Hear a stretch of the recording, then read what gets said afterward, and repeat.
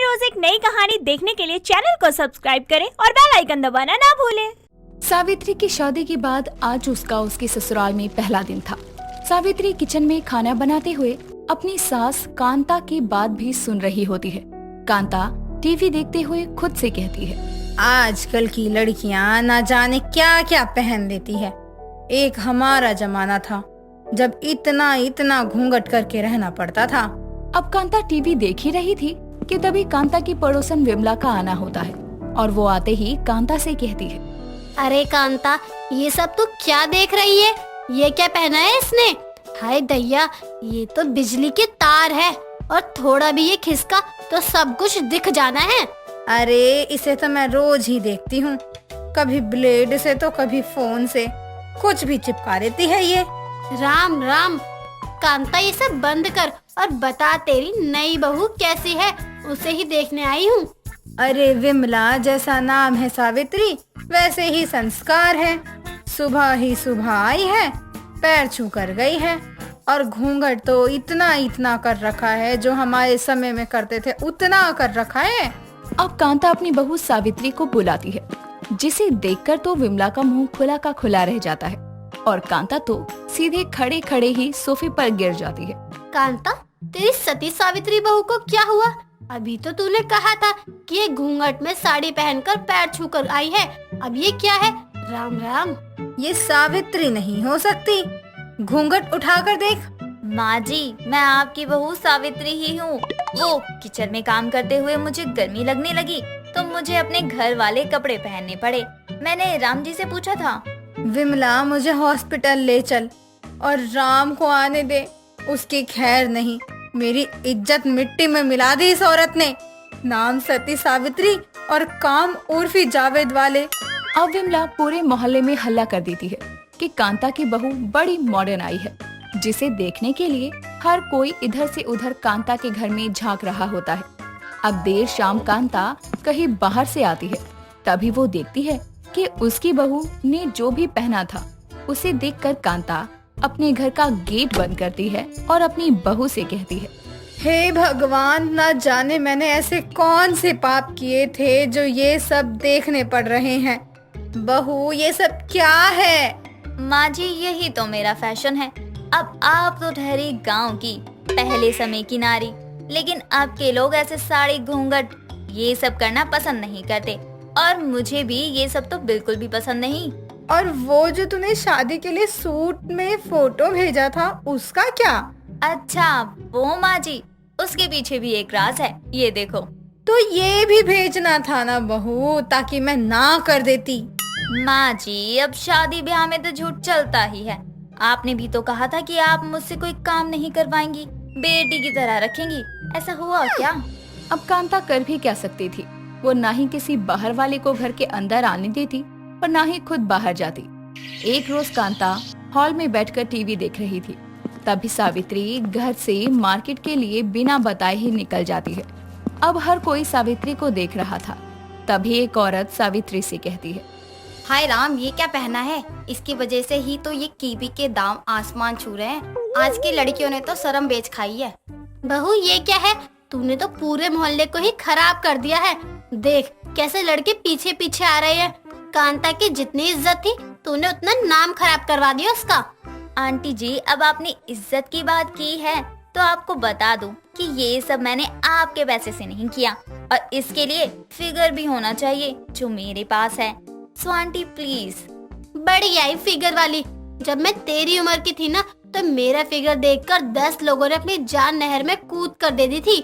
और मेरे पीछे तो पूरा मोहल्ला पागल है और इस लाइन में आपका बुढ़ा भी तो शामिल है। कहाँ है मेरा बुढ़ा? आज तो इसकी खैर नहीं। अब सावित्री जैसे ही मार्केट पहुंचती है, उसको हर कोई देख रहा होता है। तभी एक लड़का सावित्री को कहता है, अरे मैडम, कितने रुपए किलो मिलेगी ये कीवी? वैसे लगता है मार्केट का सारा कीवी आपने अपने ऊपर ही चिपका लिया है, तभी तो हमें नहीं मिल रही। लेकिन भाई कुछ भी बोल, कमाल लग रही है। बड़े भैया या छोटे भैया, किसके साथ चलूं मैं फिर? तुझे तो मैं कमाल की लग रही हूँ और तुझे बवाल। बता किसके साथ आऊँ? अब सावित्री को ऐसा करते देख वहाँ से वो दोनों लड़के भाग जाते हैं। अब इधर कांता के घर विमला पहुँचती है जो अब भी टीवी ही देख रही होती है। कांता, तू है कहाँ? तूने अपनी बहू को घर से बाहर क्यों जाने दिया? अरे कैसी बात कर रही है विमला, वो तो किचन में थी कटोरा पहने हुए। उसने कटोरा ग्लास नहीं कीवी पहना हुआ है, वो भी बिना कुछ अंदर पहने। देखकर तो शर्म से पानी पानी हो गई। और मेरा बुढ़ा भी वही था, तेरी बहू के पीछे। मोहल्ले के सारे बुढ़े भी कब्र से निकल निकल कर तेरी बहू के पीछे पीछे घूम रहे हैं। अब थोड़े ही समय बाद सावित्री घर आती है। इधर कांता और विमला सावित्री का ही इंतजार कर रहे थे। अब सावित्री को देखकर कांता कहती है, बहू, इन फलों पर थोड़ा तो तरस खा ले।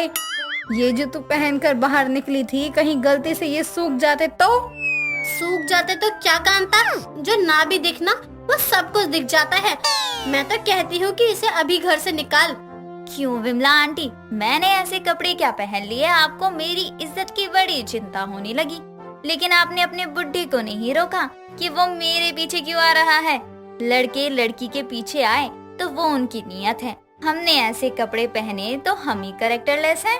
बहू, हम दुनिया को तो सुधार नहीं सकते, पर तू तो समझ सकती है ना। बहू, आदमियों की नजर तो होती ही गंदी है। आदमी तो होते ही ऐसे हैं, वो कुछ भी करे तो आदमी है, उन्हें जीने की आजादी है। लेकिन लड़कियों को कहाँ जीने की आजादी है? वो तो पैदा भी अफसोस के साथ होती हैं और दूसरे घर में भी बड़े ही अफसोस के साथ जाती हैं। आपकी बेटी ऐसी है, आपकी बेटी में ये कमी है, मेरा बेटा तो पीता ही है। क्या हुआ, आदमी है, सब चलता है। बहुत तेरा समाज के लिए सुधारने के लिए उठाया गया एक कदम बुराइयों को भी खत्म कर नहीं पाएगा। मुझे मेरी आजादी पसंद है, बाकी आपको जो सही लगे कीजिए माँ जी। देर शाम सावित्री का पति राम घर आता है और वो अपनी माँ की बातें सुनकर अपनी पत्नी सावित्री से कहता है, मैं अगर तुमसे कहूंगा तुम ये सब क्यों कर रही हो तो तुम कहोगी कि तुम्हें आजादी पसंद है, लेकिन तुम घर में जो पहन सको वो पहनो, पर बाहर कम से कम मेरी और माँ की इज्जत का ख्याल रखा करो। अपने पति राम को गुस्सा ना होते देखकर सावित्री को पछतावा होता है, लेकिन वो कहीं बाहर तो नहीं, लेकिन घर में ही उर्फी जावेद की फ्रीडम को फॉलो करने लगी थी। और अगली सुबह ही सावित्री अपने नए लुक के साथ घर में दिखती है। बहू, तेरे पास कपड़े नहीं है क्या? ये तूने सीने से क्या लगा रखा है? माँ जी, ये मेरा स्कूल अवार्ड है। आज अपना कमरा साफ कर रही थी तो मुझे अपने स्कूल के दिन याद आ गए, तो मैंने सोचा थोड़े से अपनी यादों को ताज़ा कर लूं। बहू, झुक मत। ये क्या कर रही है तुम? कहीं ये खुल गया तो दिक्कत हो जाएगी। जा जाकर बदल ले इसे। माँ जी, आप कहती हैं तो मैं बदल लेती हूँ, लेकिन लड़कियों की फ्रीडम के लिए मैं आवाज जरूर उठा कर रहूंगी। हाँ, क्यों नहीं। लड़कियों के लिए आवाज उठाते उठाते इसने तो मेरी इज्जत ही उछाल दी। कुछ कहा माँ जी आपने? नहीं नहीं बहू, जा तू कपड़े बदल ले। एक दिन सलोनी अपने पेट को पकड़कर अपने कमरे में बैठी होती है। तभी उसकी माँ मनीषा वहाँ आती है और सलोनी को ऐसा देखकर बोलती है, क्या हुआ तुझे? तू ऐसे पेट पकड़कर क्यों बैठी हुई है? माँ, मेरे पेट में बहुत दर्द हो रहा है, पता नहीं क्यों हो रहा है। मैंने तो बाहर का कुछ खाया भी नहीं है, वॉशरूम भी जा रही हूँ, ठीक से कुछ हो ही नहीं रहा है। हे भगवान, ये तो तेरा रोज का हो गया है। तुझे कितनी बार बोला है कि ये अटरम सटरम मत खाया कर, लेकिन तुझे तो किसी की सुननी नहीं है। सच में माँ, अब तो मैंने कुछ भी नहीं खाया बाहर का, फिर क्यों दर्द हो रहा है? अच्छा तू यहीं रुक, मैं तेरे लिए दवाई लेकर आती हूँ और बाजार से तेरे लिए पपीता भी लेकर आती हूँ। माँ, मेरा कुछ खाने का मन नहीं है। अरे मेरी नालायक बेटी, पपीते को खाली पेट खाया जाता है तो ये पाचन तंत्र के विषाक्त पदार्थों को साफ करता है। इतना ही नहीं, इसमें पाचन वाले एंजाइम भी होते हैं जो मल त्याग को सुचारू बनाते हैं। ये पेट की सूजन, पेट खराब और कब्ज जैसे पाचन विकारों को दूर रखने के लिए भी जाना जाता है। अब समझी? हाँ, समझ गई। ठीक है, आप ले आओ। इतना बोलकर मनीषा सलोनी के लिए पपीता ले आती है और सलोनी भी पूरा पपीता खा लेती है। ऐसे ही कुछ दिनों तक रोज सलोनी पपीता खाने लगती है। ऐसे ही एक दिन घर में अकेले बैठी सलोनी कुछ सोचते हुए बोलती है, पपीता खाने से पेट साफ होता है और चेहरे पर भी जरूर फर्क आता होगा ना। मैं अभी YouTube देखती हूँ। सलोनी YouTube पर पपीते से होने वाले फायदे देखने लगती है और फिर पपीते का इस्तेमाल भी करती है। कुछ दिनों बाद सलोनी के लिए दीपक नाम के लड़के का रिश्ता आता है और वो बहुत ही अच्छे घर का रिश्ता होता है, इसलिए मनीषा उस रिश्ते के लिए हाँ कर देती है और दोनों परिवार की सहमति से कुछ ही दिनों में दोनों की शादी हो जाती है। शादी के बाद सलोनी बहुत ही अच्छी तरह से घर को संभाल लेती है, लेकिन अब वो पपीते को रोज खाती भी थी और उसका फेस पैक बनाकर अपने चेहरे पर लगाती भी थी। एक दिन सलोनी पपीते का होममेड फेस पैक लगाकर सोफे पर लेट जाती है और वहाँ बहुत सारी चींटियाँ हो जाती हैं। थोड़ी देर में सलोनी तो वहाँ से चली जाती है, लेकिन वहाँ पर सलोनी की सास आरती आकर बैठ जाती है। कुछ देर बैठने के बाद उसे बहुत सारी चींटियाँ काटती हैं, तो वो चिल्लाते हुए बोलती है, हे भगवान, यहाँ इतनी सारी चींटियाँ कहाँ से आ गई? अभी जाकर बहू से पूछती हूँ। इतना बोलकर आरती सलोनी को आवाज लगाकर बुलाती है और उसे बोलती है, बहू, यहाँ कुछ मीठा गिरा था क्या? यहाँ इतनी चींटियाँ हो रखी हैं। माँ जी, वो मैंने यहाँ पर बैठकर पपीते का फेस पैक बनाकर लगाया था, शायद इसीलिए इतनी सारी चींटियाँ आ गई। थोड़ी तो अकल लगा लेती बहू। तुझे अगर यही सब करना था तो कुर्सी पर बैठकर कर लेती। सोफे पर करना जरूरी था। पूरे सोफे पर चींटी चींटी हो गई है। सॉरी माँ जी, अभी साफ कर देती हूँ। अच्छा आप बताओ, मैं आपको अभी पपीते का फेस पैक लगा दूँ? बहुत ग्लो आता है इससे, और बुढ़ापा आने से पहले झुर्रियाँ भी नहीं आती, उसे भी कम कर देता है। नहीं, मुझे नहीं करना कुछ भी, तू ही कर। और अब जरा संभल कर ही करियो। चेहरे को साफ करने के चक्कर में घर को गंदा करती रहती है। इतना बोलकर आरती वहाँ से चली जाती है और सलोनी अपनी रोजाना की आदत की तरह कभी पपीता खाने लगती तो कभी चेहरे पर लगाती। ऐसा कई दिनों तक चलता रहता है। एक दिन सलोनी की इस आदत से परेशान होकर आरती और दीपक सलोनी से बोलते हैं, बहू, रोज रोज तू बस पपीता ही क्यों खाती रहती है? कभी घर में कोई और फल भी ले आया कर। हाँ, मैं परेशान हो चुका हूँ। जब भी देखो फ्रिज में पपीता ही मिलता है। माना तुम्हें अच्छा लगता है, लेकिन कभी तो कुछ और भी ले आया करो ताकि हम भी खा सकें। बहू, तू हमें गलत मत समझ।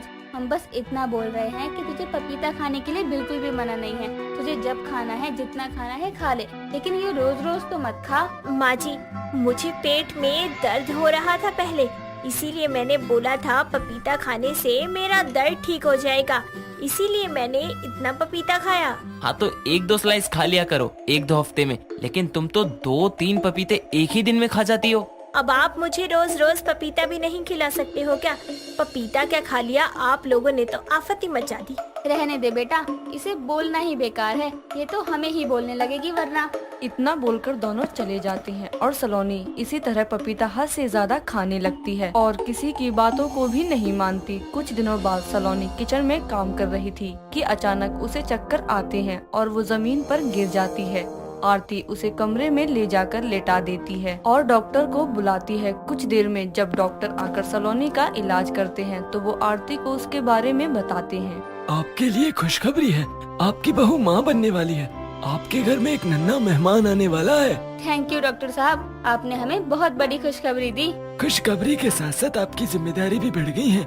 अब आपको अपनी बहू का और भी ज्यादा ख्याल रखना पड़ेगा। जी बिल्कुल। सलोनी के माँ बनने की खुशखबरी से घर में बहुत रौनक फैल जाती है। सभी लोग बहुत खुश थे। कुछ दिनों तक तो सलोनी जैसा उसकी सास बोलती है वैसा ही करती है, लेकिन कुछ दिनों बाद वो दीपक से बोलती है, सुनिए ना, आज मेरा पपीता खाने का बहुत मन कर रहा है, जाओ ना ले आओ। पपीता खाने से तुम्हें या बच्चे को कोई नुकसान तो नहीं होगा ना? कैसी बात करते हो? पपीता खाना हमारी सेहत के लिए बहुत अच्छा होता है। अगर मैं रोज पपीता खाऊंगी तो हमारे बच्चे को बहुत फायदा होगा। जैसा तुम कहो। वैसे अभी तो तुम्हारी सारी इच्छा पूरी करना मेरा फर्ज है। इतना बोलकर दीपक सलोनी के लिए बाजार से पपीता लेने चला जाता है और थोड़ी देर बाद पपीता लेकर आ जाता है और सलोनी को देते हुए बोलता है, ये लो तुम्हारा मनपसंद पपीता, खाओ अब और खुश ना, क्योंकि तुम खुश होगी तो हमारा बच्चा भी खुश रहेगा ना। अच्छा जी, पपीता काट तो दो। अब ऐसी हालत में मैं खुद से काटूं पपीता? सलोनी की बात सुनकर दीपक पपीते को काटकर सलोनी को दे देता है और जैसे ही सलोनी पपीते का एक स्लाइस खाने के लिए उठाती है, तभी आरती आकर पपीते की प्लेट को फेंक देती है।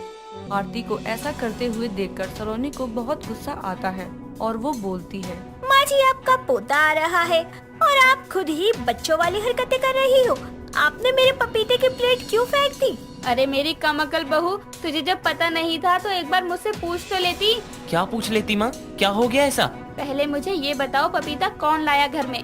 जब घर में एक भी पपीता नहीं था तो ये आया कहाँ से? माँ, मैं ही लाया हूँ, लेकिन आप इतना गुस्सा क्यों कर रही हो? ऐसा भी क्या कर दिया मैंने? प्रेग्नेंट महिलाओं को पपीते का सेवन नहीं करना चाहिए। पपीते में लेटेक्स और पेपिन होता है जो गर्भाशय को संकुचित कर सकता है। इसकी वजह से लेबर पेन समय से पहले होने लगता है। यह भ्रूण को सहारा देने वाली झिल्ली को भी कमजोर कर सकता है। हालांकि ज्यादातर अधपक्का पपीता खाने से ये दिक्कतें आ सकती हैं। माँ जी मुझे माफ कर दो, मुझे नहीं पता था। अगर मुझे पता होता तो सच में मैं इस हालत में पपीता नहीं मंगवाती। कोई बात नहीं बहू, तुझे नहीं पता था, लेकिन नालायक तू तो एक बार मुझसे अगर पूछ लेता। माँ जी इसमें इनकी कोई गलती नहीं है, मैंने ही जबरदस्ती की थी। और मुझे लगा जब पपीता हमें फायदा करता है तो माँ और उसके होने वाले बच्चे को भी फायदा करेगा। हाँ माँ, मुझसे गलती हो गई। मैंने भी सलोनी की बात मान ली थी। मुझे तो ध्यान रखना चाहिए था। कोई बात नहीं, हादसा होते होते बच गया। बहू अब तुझे आगे से बहुत ज्यादा ध्यान रखना पड़ेगा, क्योंकि तेरी जरा सी लापरवाही बच्चे को नुकसान पहुंचा सकती है। हाँ माँ जी, आप सही बोल रही हो। सलोनी को आरती की सारी बातें समझ आती हैं और फिर वो पपीता बच्चे होने के बाद ही खाती है। वो भी पहले जितनी मात्रा में ना लेकर उससे थोड़ी कम मात्रा में खाती है और फिर सारे खुशी खुशी साथ में रहते हैं। दोस्तों, अगर आपको ये कहानी पसंद आई तो इसे लाइक करें, शेयर करें और कमेंट करके बताएं कि कहानी में आपको सबसे अच्छा क्या लगा।